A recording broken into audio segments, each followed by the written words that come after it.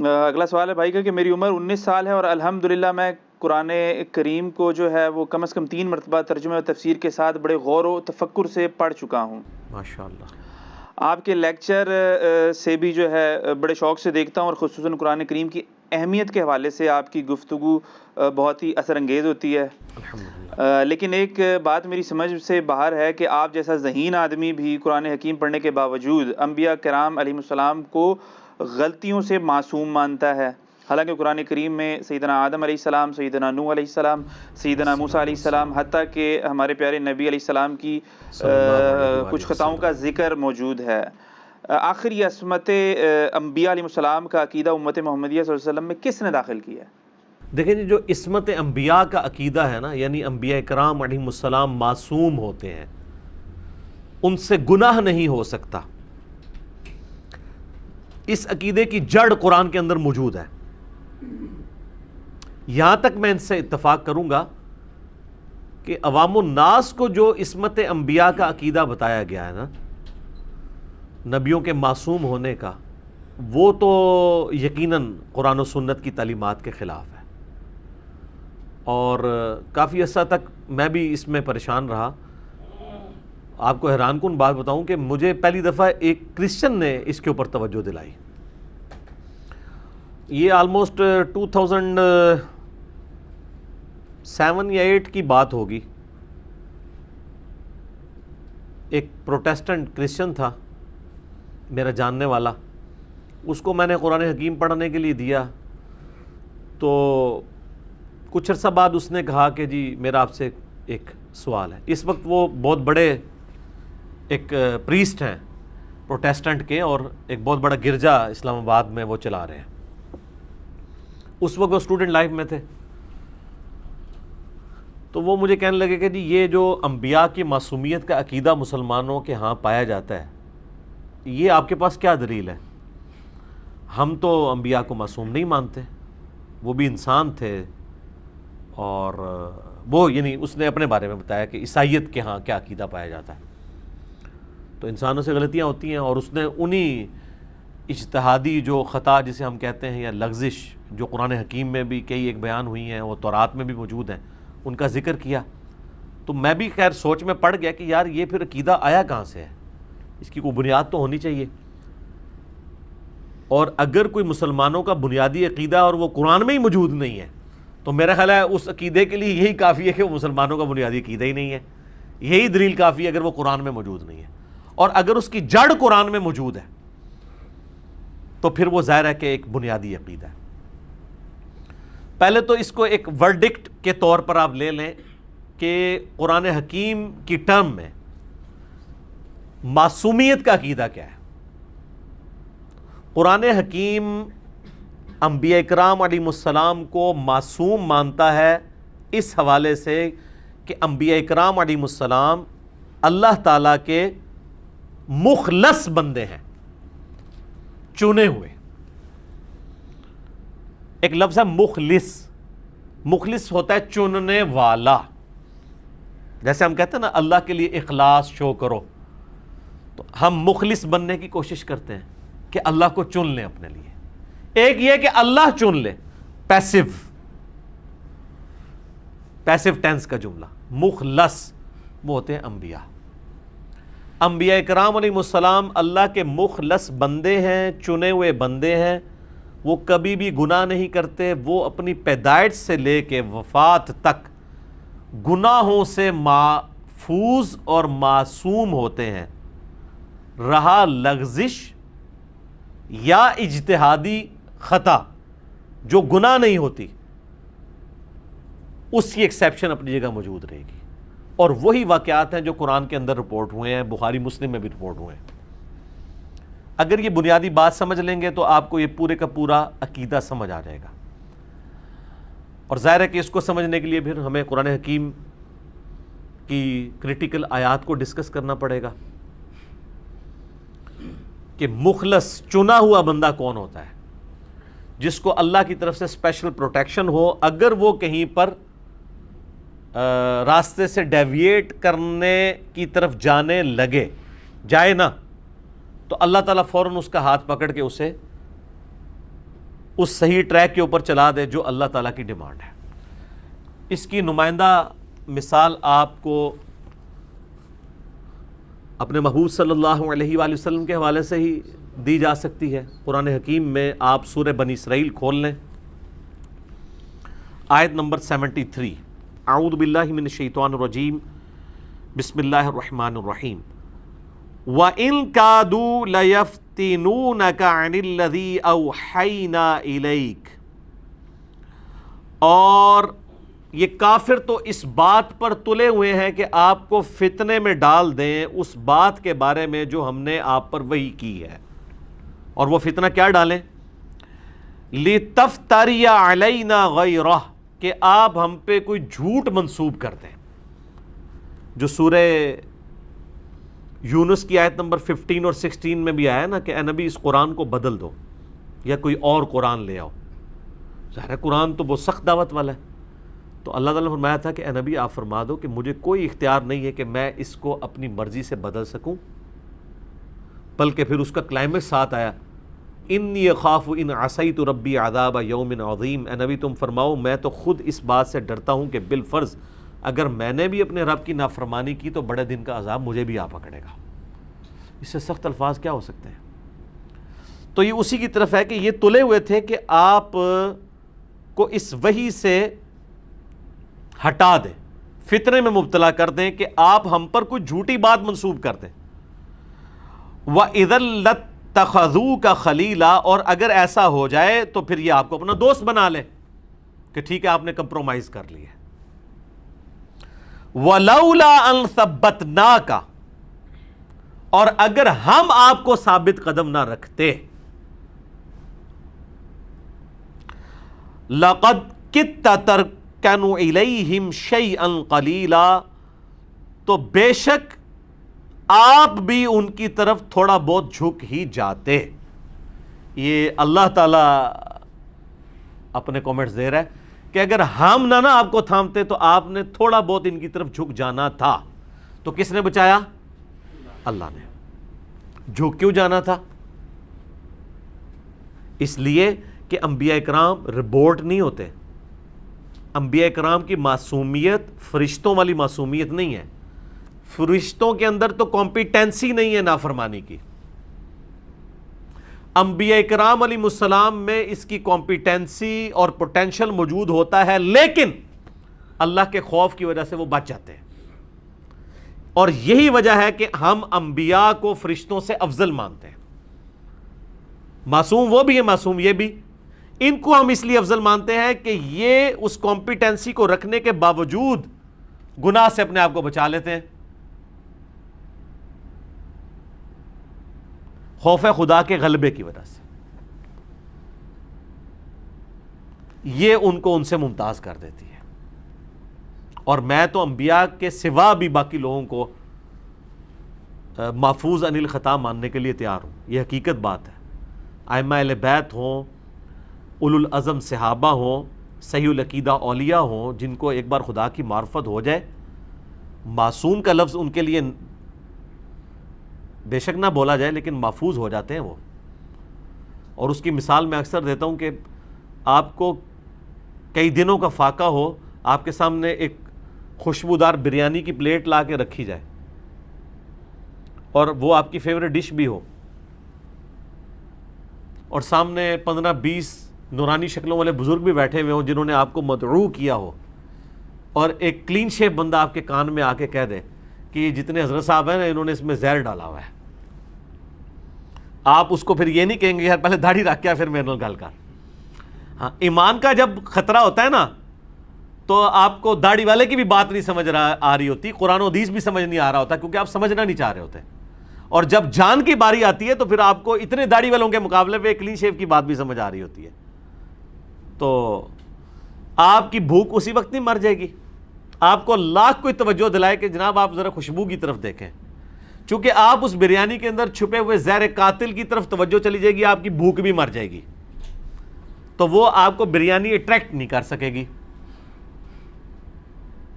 اس طرح جو اللہ کے نیک بندے ہوتے ہیں نا، ان کو گناہوں کے اندر چھپا ہوا جب عذاب یاد آتا ہے نا تو وہ گناہوں سے محفوظ ہو جاتے ہیں، اور یہی وہ چیز ہے جسے صحیح بخاری میں کہا گیا ہے کہ کوئی شخص بھی میرا قرب فرائض کے بغیر حاصل نہیں کر سکتا، اور نوافل کے ذریعے وہ میرا اتنا قریب ہو جاتا ہے کہ میں اس کے ہاتھ بن جاتا ہوں جن سے وہ پکڑتا ہے، میں اس کے پاؤں بن جاتا ہوں جس سے وہ چلتا ہے، میں اس کی آنکھیں بن جاتا ہوں جس سے وہ دیکھتا ہے، میں اس کے کان بن جاتا ہوں جس سے وہ سنتا ہے۔ یہ ہاتھ بن جاتا ہوں، پاؤں بن جاتا ہوں، کان یہ وہی ہے، محفوظ عن الخطا ہو جاتا ہے وہ۔ اللہ تعالیٰ اس کو اسپیشل پروٹیکشن دے دیتا ہے، ایک عام بندے کو بھی۔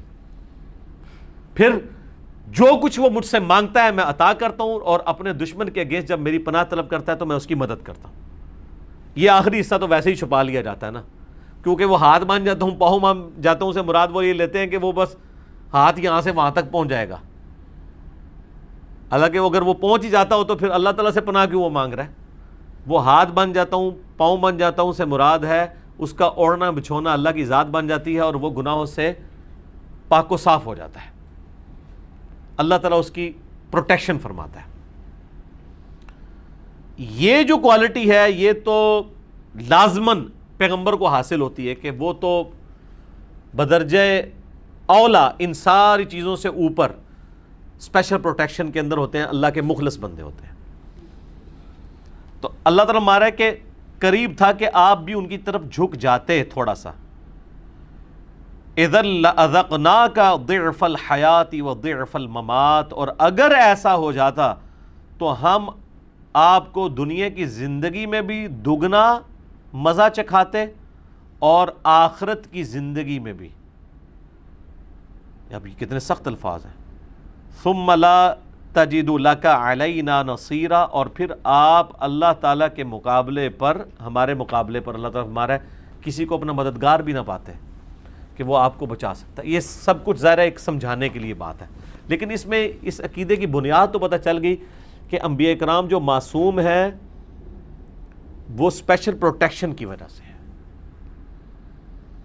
اسی کی ایک اور مثال سیدنا یوسف علیہ نبینا علیہ الصلوۃ والسلام کے بارے میں، وَلَقَدْ هَمَّتْ بِهِ وَهَمَّ بِهَا، اور بے شک یوسف علیہ السلام کے بارے میں آ رہا ہے کہ بے شک اس عورت نے یوسف کا قصد کیا، وَهَمَّ بِهَا، اور یوسف بھی قصد کر لیتا اس عورت کا۔ عورت عام نہیں سر، وہ عورت جو اس کی منہ بولی ماں تھی، اور جو منہ بولا رشتہ ہے وہ کبھی اس میں نیگیٹو خیال آتا ہی نہیں ہے، وہ شروع سے ماں کی شکل میں ہی دیکھا ہوتا ہے اولاد نے۔ لیکن عورت کا فتنہ اتنا بڑا ہے کہ اللہ تعالیٰ ہمارا ہے کہ یوسف اس منہ بولی ماں کا بھی قصد کر لیتا جس طرح اس نے قصد کیا تھا۔ لولا ارعا برہان ربی، اگر وہ اپنے رب کی روشن دلیل نہ دیکھ لیتا۔ اب یہ ڈیٹیلز قرآن میں نہیں آئی کہ وہ روشن دلیل کیا تھی۔ اسرائیلی روایتوں میں ملتا ہے کہ حضرت یعقوب علیہ السلام جو والد تھے حضرت یوسف کے، ان کی شبیہ سامنے نظر آئی تھی حضرت یوسف علیہ السلام کو، اور وہ ان کو یوں انگلی سے اشارہ کر رہے تھے کہ یہ نہیں کرنا۔ واللہ عالم ایسا بھی ہو سکتا ہے کہ اللہ تعالیٰ نے کچھ دکھایا ان کو۔ كَذَلِكَ لِنَصْرِفَ عَنْهُ السُّوءَ وَالْفَحْشَاءَ، بالکل اس طریقے سے ہم نے پھیر دیا ان سے برائی کو اور بے حیائی کو۔ اِنَّهُ مِنْ عِبَادِنَا الْمُخْلَصِينَ، بے شک وہ ہمارے مخلص بندوں میں سے تھے۔ یہ لفظ وہ آ گیا مخلص، چنے ہوئے بندوں۔ یہ مخلص لفظ نہیں ہے، مخلص۔ اللہ تعالیٰ ہمارا یوسف چونکہ ہمارے مخلص بندے تھے اس لیے ہم نے ان کو بچا لیا۔ تو بچایا کس نے؟ اللہ نے۔ تو یہ عصمت انبیاء کا عقیدہ یہ ہے کہ انبیاء کرام میں اگر کبھی گناہ کی طرف جانے والا کو رجحان بھی آ جائے تو اللہ تعالیٰ اسپیشل پروٹیکشن کے ذریعے ان کو بچا لیتا ہے۔ باقی ربورٹ والا معاملہ نہیں ہے۔ یہ جو اکثر لوگ سورۃ النجم کی آیت پیش کرتے ہیں نا، وَمَا يَنطِقُ عَنِ الْهَوَىٰ إِنْ هُوَ إِلَّا وَحْيٌ يُوحَىٰ، نبی علیہ السلام اپنی خواہش نفس سے کچھ نہیں کہتے، وہ تو وہی کہتے ہیں جو اللہ ان کو وحی کرتا ہے۔ تو سر یہ وحی کے معاملے میں ہے، یعنی قرآن آپ اپنی خواہش نفس سے نہیں بیان کریں گے، یا وحی غیر مطلوب جس کے ذریعے شرعی احکام نازل ہوئے ہیں وہ آپ اپنی مرضی سے بیان نہیں کریں گے. لیکن جہاں پہ اللہ تعالیٰ نے آپ کو کوئی حکم دیا اور اس میں آپ کے پاس کوئی اختیار تھا اجتہاد کرنے کا، اس میں اگر آپ صلی اللہ علیہ وآلہ وسلم نے کوئی اجتہاد کیا تو وہ آپ کا ذاتی اجتہاد ہوگا. اگر اللہ تعالیٰ اسے ایکسیپٹ کر لے گا تو وہ دین کا حصہ بن جائے گا، اور اگر اللہ تعالیٰ اس میں مزید بہتری فرما دے گا تو وحی کے ذریعے آگاہ کر دے گا. اور وہ جو ریمیڈی کہلاتی ہے نا، اس کو ہم کہتے ہیں اجتہادی خطا تھی جس کی ریمیڈی اللہ نے وحی کے ذریعے کی. اسی لیے ہم اسے گناہ نہیں کہتے، بلکہ اس اجتہادی خطا کے اوپر بھی ایک اجر ملتا ہے. بخاری اور مسلم دونوں میں حدیث ہے، نبی صلی اللہ علیہ وآلہ وسلم نے فرمایا کہ اگر حاکم وقت اجتہاد کرے اور وہ صحیح رزلٹ تک پہنچے تو اللہ تعالیٰ اسے 2 اجر دے گا، اور اگر وہ غلط رزلٹ پہ پہنچے تو پھر بھی اللہ تعالیٰ 1 اجر اسے دے گا، کیونکہ اس نے پوری کوشش کی اپنی طرف سے ایک حق بات تک پہنچنے کی. تو وہ پھر اجتہادی خطا کا جو لفظ بولا جاتا ہے نا جس پہ اجر ہے، پھر وہ اس حاکم وقت کے پوائنٹ آف ویو سے بات کی جاتی ہے. یعنی جس طرح ہم کہتے ہیں کہ سیدنا علی رضی اللہ تعالیٰ عنہ کی تمام جنگیں حق پہ تھیں، جمل صفین اور نہروان اپنے مخالفین کے خلاف. معاذ اللہ اگر یہ غلط بھی ہوتی تب بھی مولا علی کو 1 اجر مل جانا تھا، لیکن یہ اتنے ظالم ہے ناصبی کہ وہ مخالفین کے اوپر اجتہادی خطا والی بات کر رہے ہوتے ہیں. وہ تو خطا کے وہ تو اجتہاد کے اہل ہی نہیں ہے. یہ تو حاکم وقت کے بارے میں، یہ تو نہیں کہ حاکم وقت کے خلاف کوئی پارٹی بنا کے جتھا بنا کے کھڑا ہو جائے تو آپ اس کے اوپر بھی فٹ کریں گے. اور پھر بسا اوقات وہ پلی لے لیتے ہیں سیدنا ابوبکر اور سیدہ فاطمہ کے اختلاف کا. تو سیدہ فاطمہ کا اگر اختلاف ہوا تو انہوں نے کوئی پارٹی بنا کے، کوئی فوج بنا کے حضرت ابوبکر صدیق کے خلاف لانچ کی تھی. تو جنگ صفین کو اس کے لحاظ سے کمپیئر کرنا زمین و آسمان والا معاملہ ہے. وہ تو خیر فدق کا تو معاملہ ہی ایک دوسرا ہے، اس میں معاذ اللہ استغفر اللہ اگر کوئی اس کو خطا مانتا ہے اس کا اپنا معاملہ ہے. تو پھر بھی آپ اگر دیکھیں، اگر نعوذ باللہ کوئی اس بدبختی پہ اترا بھی ہوا ہے تو تب بھی وہ بھی مانتے ہیں کہ اس پہ وہ قائم نہیں رہی ہیں. لیکن یہاں پر جنگ صفین میں جو لوگ تھے وہ مولا علی کے خلاف مرتے دم تک قائم رہے. تو یہ دونوں باتوں کو کمپیئر کرنا بالکل غلط ہے. یہ میں نے ایک ضمناً بات کر دی اس حوالے سے. تو اجتہادی خطا جو انبیاء کرام علیہ السلام کے لیے لفظ بولا جاتا ہے وہ ثواب کے ساتھ ہے، وہ گناہ نہیں ہوتا. اور اب کسی کے ذہن میں یہ سوال آ سکتا ہے کہ وہ خطا کر کیوں جاتے ہیں، اجتہادی خطا بھی نہیں ان سے ہونی چاہیے. تو ایک بات آپ ذہن میں رکھیں کہ دنیا میں اس کائنات کے اندر پرفیکٹ جو ہے نا وہ صرف اللہ ہے. مخلوق کبھی بھی پرفیکٹ نہیں ہو سکتی، چاہے کوئی فرشتہ ہو، پیغمبر ہو، غیر پیغمبر ہو. مخلوق ہونا ہی خود امپرفیکشن ہے. جسے موت آ جائے وہ پرفیکٹ کیسے ہو سکتا ہے؟ جسے روٹی کی حاجت ہو وہ پرفیکٹ ہو ہی نہیں سکتا. جسے اونگ آ جائے وہ پرفیکٹ ہو ہی نہیں سکتا. جسے رفع حاجت کی ضرورت پڑے وہ پرفیکٹ ہو ہی نہیں سکتا. وہ تو ہر وقت ہی محتاج ہے. کس کا؟ اللہ کا. اسی لیے الحی القیوم اللہ ہے. تو یہ چیزیں اس لیے ہوتی ہیں کہ تاکہ ہمیں اس کانسیپٹ کو ذرا سمجھنے میں کہ آسانی ہو کہ وہ ہستی کہ جسے کسی کے ساتھ برائی یا اچھائی کا اختیار دیا جائے، اس کے باوجود وہ اپنے اختیار کا صحیح استعمال کرے، وہ صرف ایک ہے، اللہ. اللہ کے سوا جب کبھی بھی کسی کو اختیار دیا گیا احتمال رہے گا کہ اس سے اس کے اجتہاد میں خطا ہو جائے. فرشتوں کو اس میں نہیں لائیں گے کیونکہ فرشتوں کو اختیار نہیں دیا گیا.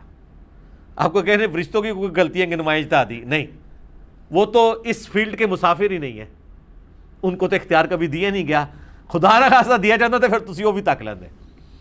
ٹھیک ہے، تو یہ بات ہو رہی ہے ان کو جن کو اختیار دیا گیا، جن اور انسان.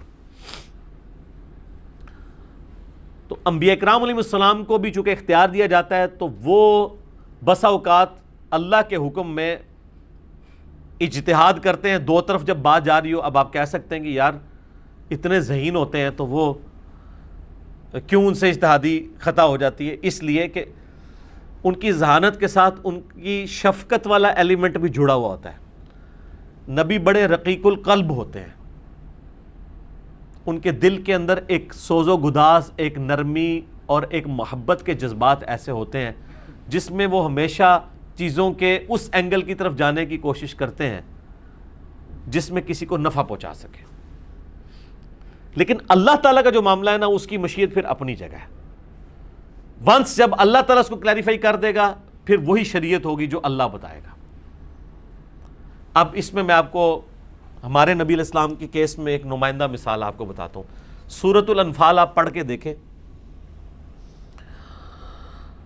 سورۃ الانفال کے اندر آیت نمبر 67 سے 71 تک بہت سخت الفاظ ہیں. میں یہاں پہ آج کور نہیں کروں گا چونکہ میں نے اس کے اوپر ڈیٹیل لیکچر 2014 میں دے دیا تھا.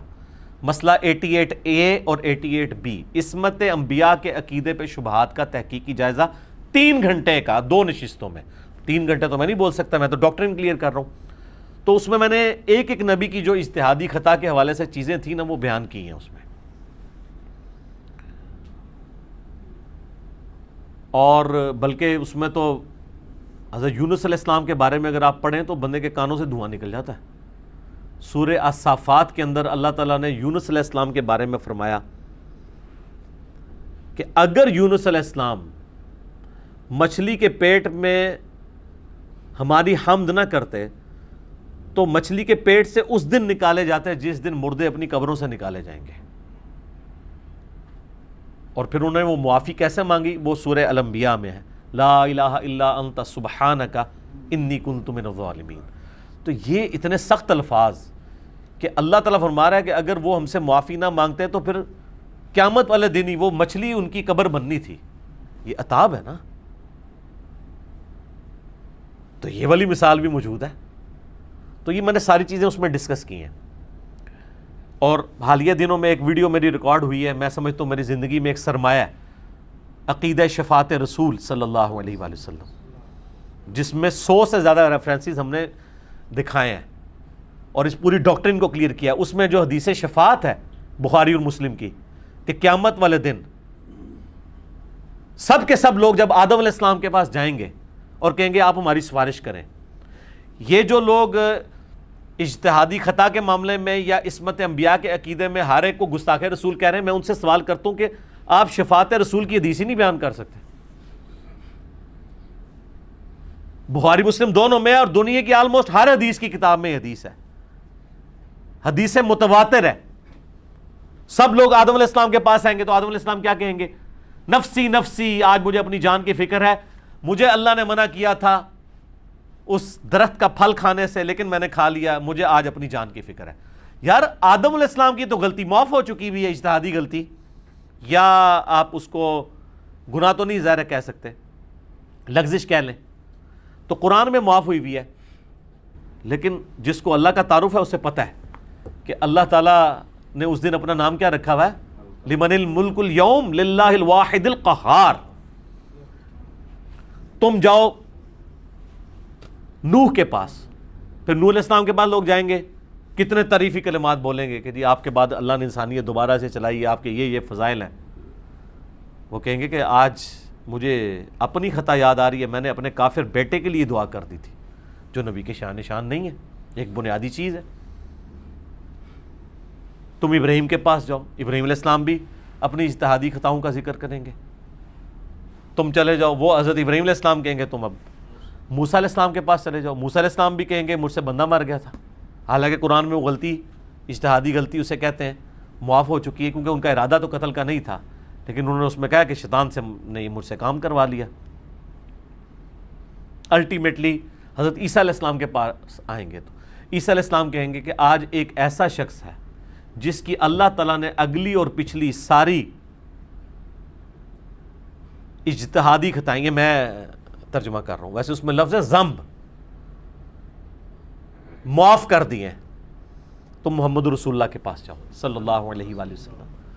پھر آپ علیہ السلام کے پاس لوگ آئیں گے تو آپ کہیں گے انا لہا، کہیں گے اور نبی اذهبوا الی غیری، میرے حضور کے لبوں پر انا لہا ہوگا. اللہ تعالیٰ ہمیں نبی علیہ السلام کی شفاعت نصیب فرمائے، آمین. صلاۃ بر محمد و آل محمد، اللہم صلی علی محمد و علی آل محمد و اصحابہ اجمعین الی یوم الدین. تو آپ ذرا اندازہ کریں کہ نبی علیہ السلام کے بارے میں حضرت عیسیٰ علیہ السلام کیا کہہ رہے ہیں؟ کہ ایک شخص ہے جس کی اگلی اور پچھلی ساری اجتہادی خطائیں ہم کہہ رہے ہیں یا اسے آپ کہہ لیں خلاف اولا چیزیں معاف کر دی ہیں. اور یہ وہ چیز ہے جس کے اوپر صحابہ کرام حضور کو مبارک دیا کرتے تھے. آپ کو پتہ ہے بخاری مسلم دونوں میں حدیث ہے, نبی علیہ السلام نماز پڑھتے تھے, آپ کے پاؤں پہ ورم آ جاتے تھے. تو صحابہ نے کہا یا رسول اللہ آپ کی تو اللہ نے اگلی پچھلی اجتہادی خطائیں ساری معاف کر دی ہیں, اور سورہ فتح میں آیت نازل ہو چکی ہے انا فتحنا لک فتحا مبینا لیغفر لک اللہ, ہم نے آپ کو روشن فتح عطا فرمائی ہے تاکہ اللہ تعالیٰ آپ کے اگلے اور پچھلے ذنب, اب اس کا ترجمہ ہم گناہ نہیں کرتے, نبی کے کیس میں تو ظاہر ہے اجتہادی خطا یا خلاف اولا کا ہوگا. اس پہ بڑی زبردست بحث کی ہے غلام سو سعیدی صاحب نے رحمہ اللہ تعالیٰ, بریلویوں کے شیخ الحدیث, بہت بڑے آپ حدیث کی فیلڈ میں امام گزرے ہیں حال ہی میں. انہوں نے تو اعلیٰ حضرت سے اختلاف کیا ہے. اعلیٰ حضرت نے اس کا ترجمہ کیا تھا تاکہ اللہ تمہارے اگلوں اور تمہارے پچھلوں کی خطائیں معاف کرے, یعنی وہ ترجمہ بنتا ہی نہیں تھا. انہوں نے کہا یار خدا کے لیے حضور کی فضیلت آپ چھین رہے ہیں. صحابہ تو یہ آیت پڑھ کے حضور کو کہتے تھے یا رسول اللہ آپ عبادت نہ کیا کریں, آپ کی تو اگلی پچھلی ساری اجتہادی خطائیں معاف ہو چکی ہیں. صحابہ بھی وہی مطلب لیتے تھے جو ہے اس کے اندر, اور حضور کو فضیلت کے طور پہ کہتے تھے. بلکہ بخاری مسلم میں یہ بھی الفاظ ہیں, نبی علیہ السلام پہ جب یہ سورہ فتح کی آیات نازل ہوئی تو آپ اتنے خوش ہوئے اور آپ گنگنا کر یہ آیات پڑھ رہے تھے طرز کے اندر. اور وہ صحابی کہتے ہیں مجھے آج بھی یاد ہے حضور اتنے خوش ہوئے کہ آج مجھ پہ وہ آیات نازل ہوئی ہیں جو پہلے کبھی نہیں ہوئی, کہ مجھے اللہ نے گارنٹی دے دی ہے. ایک ہی بندہ ہے جس کو گارنٹی دی ہے, قیامت کے دن کا امن ایک شخص کے لیے, محمد رسول اللہ صلی اللہ علیہ وآلہ وسلم. عسیٰ ان یبعثک ربک مقاما محمودا, ان قریب آپ کو ایسے مقام پر فائز کریں گے جہاں پہ ہر شخص آپ کی حمد کر رہا ہوگا. یہ مقام محمود ملا ہوا ہے. تو صحابہ اکرام تو حضور کو یہ آیات پیش کر کے ان کی فضیلت بیان کرتے تھے, آپ وہ فضیلت چھیننا چاہتے ہیں. تو انہوں نے اعلیٰ حضرت کے ترجمے کے اوپر گرفت کی, اور جب گرفت کی تو پھر اتنی موٹی کتاب غلام سو سعیدی صاحب کے خلاف آ گئی. یعنی سمجھ لیں 295C اتنی موٹی ہو کے سامنے آ گئی کہ اس نے تو گستاخی کر دی ہے. حالانکہ ان کو نہیں پتہ یہ گستاخی پھر صحابہ تک جائے گی جو اس آیت کو کوٹ کر کے حضور کہتے تھے آپ عبادت نہ کریں, کیوں آپ اپنے پاؤں پہ ورم ڈالتے ہیں. تو حضور نے فرمایا کہ میں اللہ کا شکر گزار بندہ نہ بنوں. اور جب وہ حضور کو کہتے تھے تو یہ کہتے تھے کہ آپ پہ تو آیات نازل ہوئی ہیں, آپ کو تو اب ضرورت ہی کوئی نہیں. تو صحابہ بھی یہی مطلب لیتے تھے, یہاں پہ اس کو گستاخی بنا لیا گیا. تو نبی صلی اللہ علیہ وآلہ وسلم کی بھی جو اس طرح کی چیزیں لغزش یا اجتہادی خطا, وہ آپ کی شفقت کی وجہ سے. حریص علیکم بالمؤمنین رؤوف الرحیم. اس کی 2 مثالیں میں آپ کو دے دیتا ہوں قرآن میں, جو آپ ایک نمائندہ مثال کے طور پہ. سورۃ الانفال کی آیت نمبر 67 سے 71 جس سے یہ بات شروع ہوئی تھی. غزوہ بدر کے قیدی آپ نے چھوڑ دیے, تو اس میں کتنے سخت الفاظ نازل ہوئے کہ تم لوگوں نے دنیا کا مال لے کر غزوہ بدر کے قیدیوں کو چھوڑ دیا. حالانکہ ابھی تو پوری لڑائی ختم نہیں ہوئی ہے, فتنہ ختم نہیں ہوا. اور پھر اللہ تعالیٰ اگر پہلے ایک آیت نازل نہ ہوئی ہوتی تو عذاب دیتے اس بات کے اوپر, اور پھر فرمایا کہ اب چونکہ لے لیا فدیہ, اب یہ تمہارے لیے حلال ہے, اسے کھاؤ. اب وہ آیت کیا نازل ہوئی بھی تھی؟ اچھا یہ عتاب کیوں ہوا؟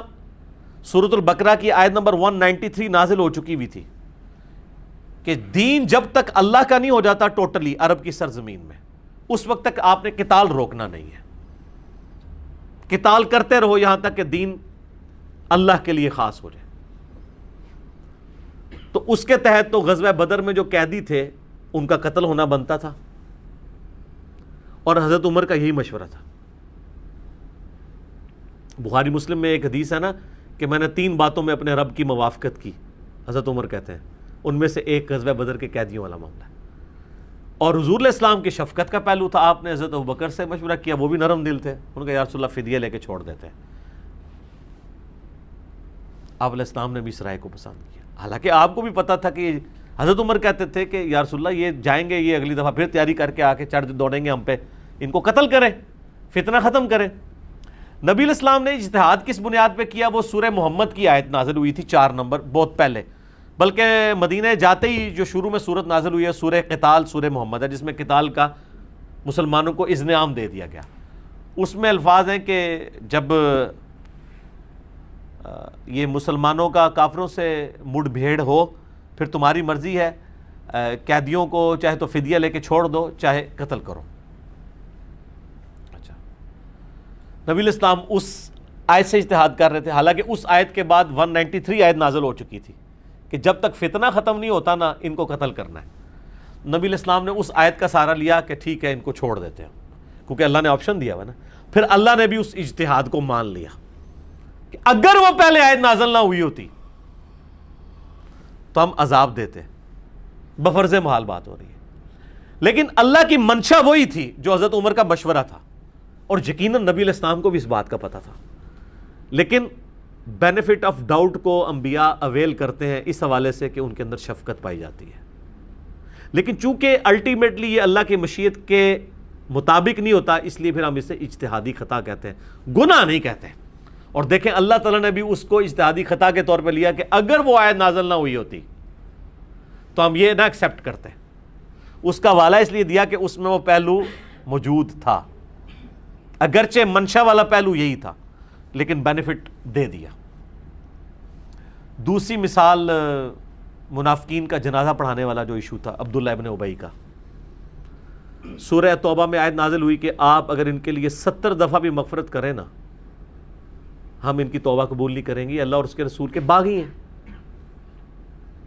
یہ آیت نازل ہو چکی ہوئی تھی. اسی دوران عبداللہ بن ابی مر گیا. غزوہ تبوک کے بعد جب منافقین کھل کے سامنے آ چکے, نبی علیہ السلام کو منافقین کے نام بھی بتا دیے گئے تھے جو حذیفہ بن یمان کو بتائے, اور آپ علیہ السلام کو غلبہ بھی حاصل تھا. رومن امپائر آپ سے بھاگ چکی ہوئی تھی, مسجد درار بھی آپ نے توڑوا دی ہوئی تھی, اپنے پاور کو ایگزیکیوٹ بھی کر لیا تھا. پھر بھی آپ صلی اللہ علیہ وآلہ وسلم نے شفقت فرمائی. عبداللہ بن ابی کا بیٹا جو ہے نا وہ صحابی تھا, اس کا نام بھی عبداللہ تھا.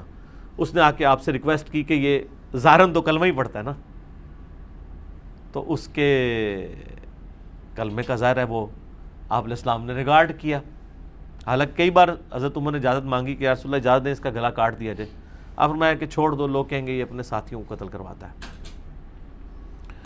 تو سیدنا عبداللہ جو عبداللہ ابن ابی کا بیٹا تھا اس نے ریکویسٹ کی تو آپ نے اپنا کرتا دیا. مسلم شریف میں تو بڑی ڈیٹیل سے احادیث موجود ہیں, بخاری میں بھی ہے, اور قبر میں اتارا, لعاب دہن مبارک منہ میں ٹپکایا. اسی دوران جب نبی علیہ السلام جنازہ پڑھانے جا رہے تھے تو سیدنا عمر سامنے آ کے کھڑے ہو گئے, کہا یا رسول اللہ آپ کو تو اللہ تعالیٰ نے منع کیا ہے جنازہ پڑھانے سے. یار جو بات حضرت عمر کو سمجھ آ رہی تھی رسول اللہ کو سمجھ نہیں تھی کیا؟ نعوذ باللہ. سوچنے والی بات ہے, یقیناً سمجھ تھی, لیکن وہی بات جو شفقت والا عنصر جو آپ کے اندر تھا نا وہ ڈومیننٹ تھا. آپ کے الفاظ دیکھیں کیا ہیں, بخاری و مسلم میں دونوں میں حضرت عمر نے کہا کہ یا رسول اللہ آپ کو اللہ نے منع کیا ہے. حضرت عمر اللہ کی منشا کو سمجھ چکے ہوئے تھے, نبی علیہ السلام بھی سمجھتے تھے, لیکن آپ علیہ السلام نے وہی پھر اجتہاد کیا اپنی شفقت والا. اور یہ ظاہر ہے یہ زیادہ انٹیلیجنٹ کام ہوتا ہے کہ آپ کوئی ایک پہلو ڈھونڈ لیں, پازیٹیو اینگل. آپ فرمایا کہ عمر اللہ تعالیٰ نے مجھے اختیار دیا ہے, اے نبی چاہے آپ ان کے لیے مغفرت کی دعا کریں یا نہ کریں, آپ 70 دفعہ بھی کریں گے میں قبول نہیں کروں گا. حالانکہ اس جملے کی جو سختی ہے وہ بتا رہی ہے کہ اللہ تعالیٰ منافقین سے کس طرح اعلان برات کیے ہوئے ہیں. اس اعتبار سے سیدنا عمر جو رزلٹ نکال رہے تھے وہ بالکل ٹھیک نکال رہے تھے کہ جب, اور پھر سورہ توبہ کی وہ آیات تو اس سے پہلے نازل ہو چکی تھی, حالانکہ وہ قرآن کی ترتیب میں بعد میں آتی ہیں, وہ 113 نمبر کہ کسی مومن, کسی نبی اور مومن کے لیے شایع نہیں ہے کہ اسے یہ پتہ چل جائے, خواہ اس کا کوئی قریبی رشتہ دار ہی ہو کہ وہ کفر پہ مرا ہے, کہ اس کے لیے دعائے مغفرت کرے. تو جنازہ کیا ہوتا ہے؟ دعائے مغفرت. وہ آیت اس سے پہلے نازل ہو چکی تھی, تو حضرت عمر بالکل صحیح رزلٹ پہ پہنچے تھے کہ بھئی ایک نبی کے شان نہیں ہے کہ وہ ایک منافق کے لیے دعا کرے جبکہ اس کی منافقت کھل بھی چکی ہے. نبی علیہ السلام نے پلی لی دوسری والی آیت سے, جس طرح وہاں پہ بھی آپ علیہ السلام نے پلی لے لی تھی سورہ محمد کی آیت سے یہاں پہ آپ علیہ السلام نے سورہ توبہ کی دوسری آیت سے لی کہ اے نبی تم مغفرت کی دعا کرو یا نہ کرو، 70 دفعہ بھی کرو تو ہم نہیں معاف کریں گے. دونوں طرف آپشن موجود تھا. حالانکہ اس آیت کو دیکھا جاتا جس میں کہا گیا کسی مومن کے اور نبی کے شان نہیں یہ کرے، تو یقین حضرت عمر نے جو رزلٹ نکالا تھا نا کہ آپ کو اللہ نے منع کیا، وہ بالکل صحیح کہا تھا. وہ اس آیت کے تحت سمجھ رہے تھے کہ منع ہے. تو آپ علیہ السلام فرمایا کہ اگر مجھے پتہ چل جائے نا کہ 70 سے زیادہ دفعہ کرنے سے مغفرت ہو جائے گی تو میں وہ بھی کروں. حالانکہ آپ علیہ السلام کو یہ بھی پتہ تھا کہ 70 کا عدد محاورتاً بولا جا رہا ہے، یہ نہیں ہے کہ 71 دفعہ کرنے سے ہو جائے گی. یہ ساری باتیں آپ کو پتہ تھی. لیکن حریص علیکم بالمؤمنین رؤوف الرحیم، اور اس سے بھی بڑھ کے وما ارسلناک الا رحمۃ للعالمین، یہ آپ علیہ السلام کے اندر جو شفقت کا پہلو تھا نا بہت ڈومیننٹ تھا. تو آپ نے پلی لے لی اس کی کہ اللہ نے اختیار دیا ہے کرو یا نہ کرو، تو ٹھیک ہے میں کر لیتا ہوں. اور حضرت عمر نے کہا کہ یہ نبی اور اہل ایمان کی شان پلس اللہ تعالیٰ کا غصہ جتنا منافقین پہ ہے، سورہ توبہ بغیر بسم اللہ کے نازل ہوئی ہوئی ہے جی، مستدرک الحاکم میں موجود ہے صحیح سند سے کہ مولا علی سے کسی نے پوچھا یہ بسم اللہ کیوں نہیں ہے سورہ توبہ سے پہلے، تو انہوں نے کہا سورہ توبہ تو ننگی تلوار کے ساتھ نازل ہوئی ہے، اس کے پہلے بسم اللہ کیسے ہو؟ وہ تو اللہ کی صفت رحمان اور رحیم ہے، تو وہ اس لیے بسم اللہ کے بغیر نازل ہوئی ہوئی ہے. تو یہ سورہ توبہ کی ساری آیات ہیں. خیر آپ علیہ السلام نے جنازہ پڑھایا، اپنے ہاتھوں سے دفنایا، کرتا پہنا دیا، لعاب دہن ڈالا. کتنی شفقت ہے. اس کا الٹیمیٹلی یہ فائدہ ہوا کہ منافقین کے دل میں نبی علیہ السلام کے لیے نرم گوش آیا، اور کئی لوگوں کو ہو سکتا ہے اللہ نے ایمان کی دولت سے نواز دیا ہو، یا جو ڈاواں ڈول تھے وہ اپنے ایمان میں مضبوط ہو گئے حضور کی شفقت کی وجہ سے صلی اللہ علیہ وآلہ وسلم. خیر جب جنازہ پڑھا کے فارغ ہوئے دفنا کے، تو پھر قرآن کی آیات نازل ہو گئی سورہ توبہ کی کہ آئندہ کے بعد نہ تو آپ نے کسی منافق کا جنازہ پڑھنا ہے نہ اس کی قبر پہ کھڑا ہونا ہے. بالکل کرٹیکلی صرف جنازہ نہیں، قبر تک بھی نہیں جانا. تو وہ یعنی وہ نازل ہوئی جس سے اللہ تعالیٰ نے اپنے جلال کا مزید اظہار فرمایا کہ یہ جو کچھ ہونا تھا وہ ہو گیا. اب اس میں ایک لطیف نکتہ ہے. مجھے بتائیں جب حضرت عمر روک رہے تھے نبی علیہ السلام کو، اس ٹائم وہی بھی تو آ سکتی تھی، این اس موقع پہ رسول اللہ کو روکا جا سکتا تھا، یہ پاسبل تھا. اللہ کے لیے وہی بھیجنا کوئی مسئلہ تھا. تو اللہ تعالیٰ اپنے نبی کی خواہشات کا بھی بعض اوقات خیال رکھتا ہے، یہ ایک شفقت اور محبت کے اعتبار سے کہ ٹھیک ہے یہ ایکٹیویٹی پرفارم کر لے بعد میں ورنہ حضرت عمر جو پہلے کہہ رہے تھے نا کہ آپ کو اللہ نے روکا ہے، تو نبی علیہ السلام ڈائریکٹ کہہ سکتے تھے کہ بھئی تم نے کس آیت سے غلط رزلٹ نکالے، مجھے کوئی نہیں روکا. نبی علیہ السلام نے اس کو ویل لیفٹ کیا، فرمایا نہیں مجھے تو اللہ نے اختیار دیا ہے، کرو یا نہ کرو. آگے حضرت عمر نے بھی بحث نہیں کی، ان کے بھی ایمان کا تقاضا تھا کہ وہ بحث نہ کرتے، ورنہ اگر وہ اس طرح یاد لے کے بیٹھ جاتے تو معاذ اللہ اپنا ایمان خطرے میں ڈال لیتے. ویسے بخاری مسلم میں آتا ہے کہ بعد میں جب یہ ممانعت نازل ہوئی تو میں پوری زندگی یہ سوچتا تھا یار میں نے حضور پہ اتنی دلیری کی کہ میں آپ کو آگے روکنے کے لیے آ گیا، اللہ کے رسول مجھ سے بہتر جانتے تھے. ٹھیک ہے، تو یہ ساری کی ساری چیزیں اس طرح کی ایکٹیویٹیز پہ جب اجتہادی خطا کا لفظ یا لغزش کا لفظ بولا جاتا ہے وہ اس لیے نہیں بولا جاتا کہ وہ انٹینشنلی کوئی نبی نے کوئی نافرمانی کی ہوتی ہے نعوذ باللہ، بلکہ کہ دو چیزوں میں سے جو زیادہ بہتر چیز تھی نا اس کو اڈاپٹ نہیں کیا ہوتا، اسی لیے خلاف اولا کی ٹرم بھی استعمال کی جاتی ہے. بہرحال کئی جگہ ظاہر ہے پھر آپ کے لیے اس کو جسٹیفائی کرنا اس طرح ممکن نہیں ہوتا، تو اس لیے یہ جو معصومیت کا عقیدہ وہی والا ہے جو عقیدہ اہل سنت کے ہاں شروع سے چلتا آ رہا ہے کہ انبیاء کرام علیہ السلام گناہ نہیں کریں گے.